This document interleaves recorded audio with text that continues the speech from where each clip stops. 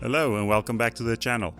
You guys really enjoyed the overview we did of the upcoming Omoda C9, so I thought let's have a look at its baby brother, the Omoda C5. The Omoda C5 launched all the way back in April 2023, but it has been refined a bit since then and new variants has also been introduced into the lineup. There's also been some badging changes with the initial variant sporting the Cherry brand, but that has been swapped out for Omoda branding all around.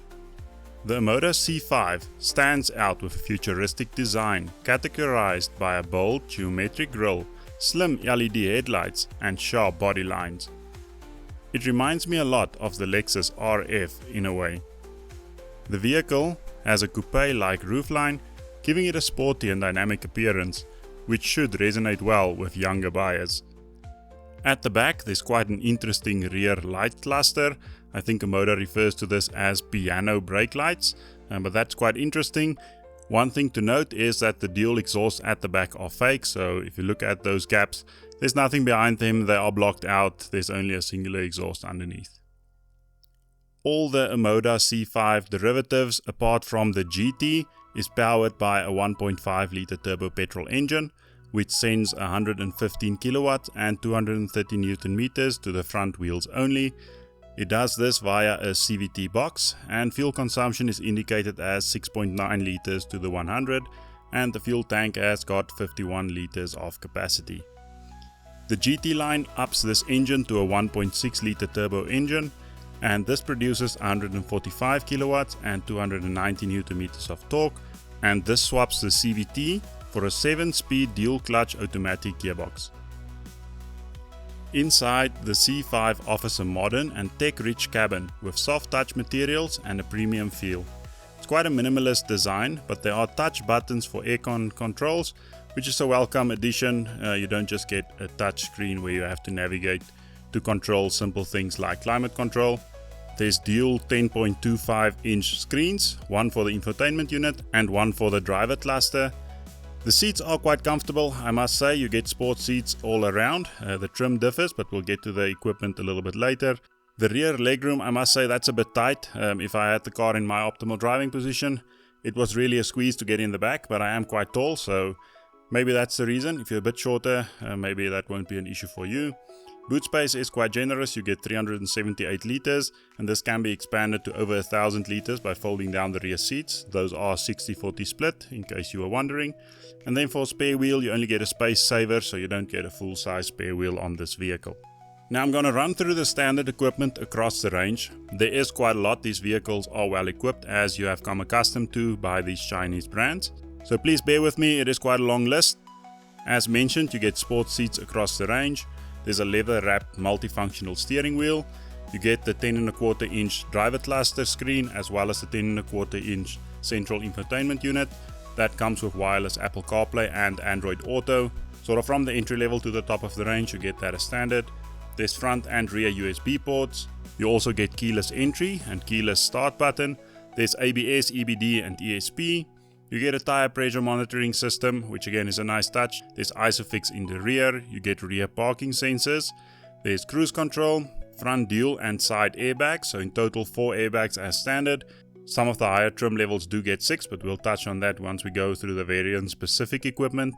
There's LED daytime running lights, and the last thing that we did mention, there's a space saver spare wheel across the range as well. Let's quickly have a look at the variants and the specific equipment you get with each. So the entry level is called the Style. This comes with 17-inch alloy wheels. It is cloth upholstered, so no leather. There's manually adjustable front seats. You get manual air conditioning, so no climate control. There's a rear view camera and a 6-speaker sound system. The tech, which is the one I would go for if money is a bit tight, I would really not go with the Style. It is a bit limited. But the tech comes with auto folding mirrors, wireless charging pad in the center. You get climate control with this one, which you don't get on the Style.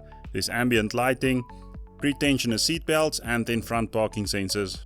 Next up we have the Lux. This ups the 17-inch to 18-inch alloy wheels. You get door mirror heating, artificial leather seats. The seats are power adjustable on these for both front seats. You get automatic headlights. The reverse camera is upgraded to a 360-degree camera. and 6-speaker sound system is upgraded to an 8-speaker Sony sound system on the Lux model and the Elegance, which is the next level as well. Speaking of the Elegance, so the Elegance and the GT has exactly the same additional equipment, so we'll cover both of them together.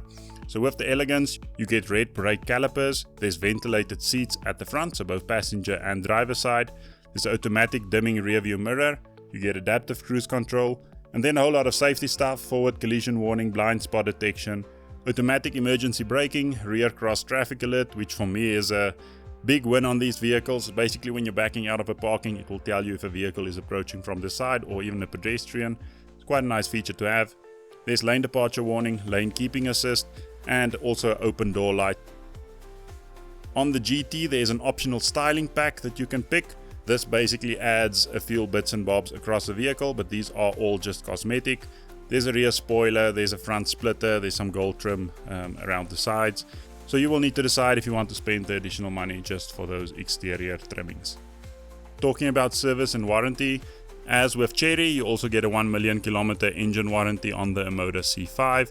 This is only for the first owner though, so important to note that. You get a 5-year 150,000 kilometer general warranty. The service plan is included in the purchase price, which I know isn't always the case for these vehicles, but you get a 5-year 70,000 kilometer service plan on anything from the Tech and above.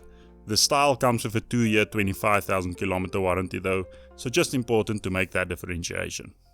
Overall, the Omoda C5 is competing in a very competitive segment. There's quite a lot of Chinese offerings in this segment, and some of the established brands in the market has not seen price increases due to the pressure being applied from these Chinese vehicles, like the new updated Volkswagen T-Cross that has not seen a price increase, and I think that's totally down to the Chinese manufacturers putting a lot of pressure on these brands in terms of sales. Would I buy a Omoda C5? To be honest, I think it is a little bit smaller on the interior side compared to something like the Beijing X55. So I would rather lean towards that side if I had to be honest. I think that car's got a little bit more to offer, but that's just my opinion. Like I said earlier, I am quite tall, so the interior space is quite a big thing to me. Equipment wise, they are very similarly equipped across both. So I would be leaning towards that side, but keen to hear your thoughts as always. Let me know in the comments what you think, and I'll catch you in the next one.